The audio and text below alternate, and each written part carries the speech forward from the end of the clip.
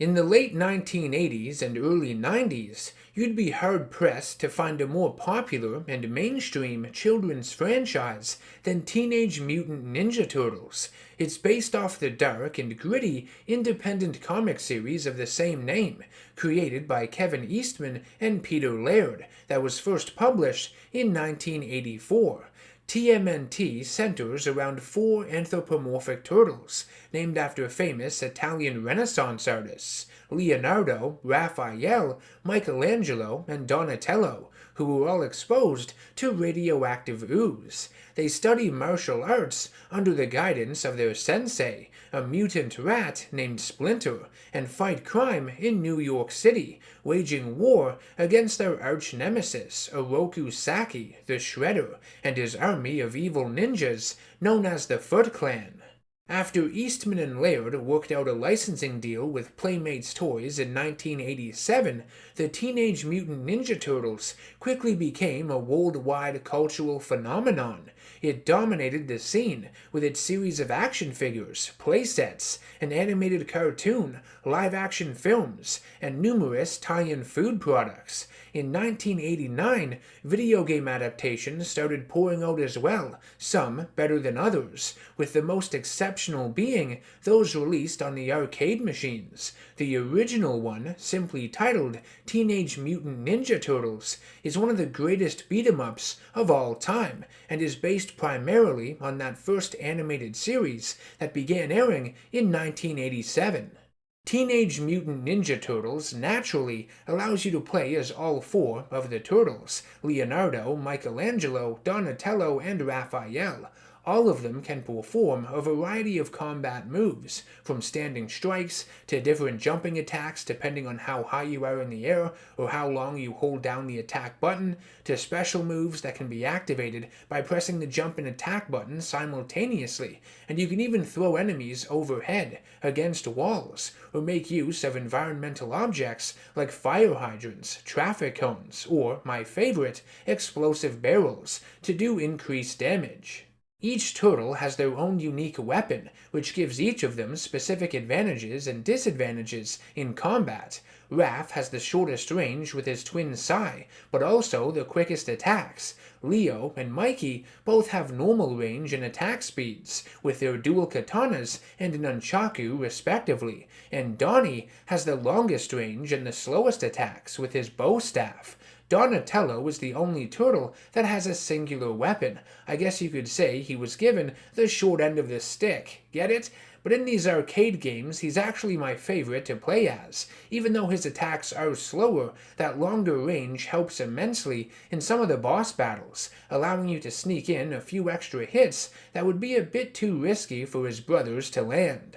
The story of Teenage Mutant Ninja Turtles, the arcade game, is simple but effective. Shredder kidnaps April O'Neil and Master Splinter and employs iconic villains from the show like Rocksteady, Bebop, Baxter Stockman, Sergeant Granitor, General Trag, and Krang to defeat the Ninja Turtles. The heroes fight their way through April's apartment building, the streets of New York, its sewer system, a parking garage, and of course, the villain's mobile battle fortress, the Technodrome, in order to rescue their friends. You take on waves of Foot Clan soldiers, wearing various colors indicating the types of weapons they use. When they flank you, they can grab you from behind, so their ninja buddies can deliver a few cheap shots on you, which is hilarious. Just like in the cartoon, the Foot Clan are robots, which Shredder created and began using after allying with the alien warlord Krang.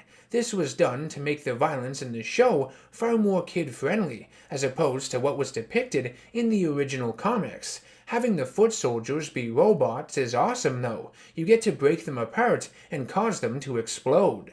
I love the graphics in this game, they're so colorful. The character sprites are stunning, and overall, it's just a faithful and accurate recreation of that classic animated TV series. It almost feels like you are playing through an episode of it, in arcade form.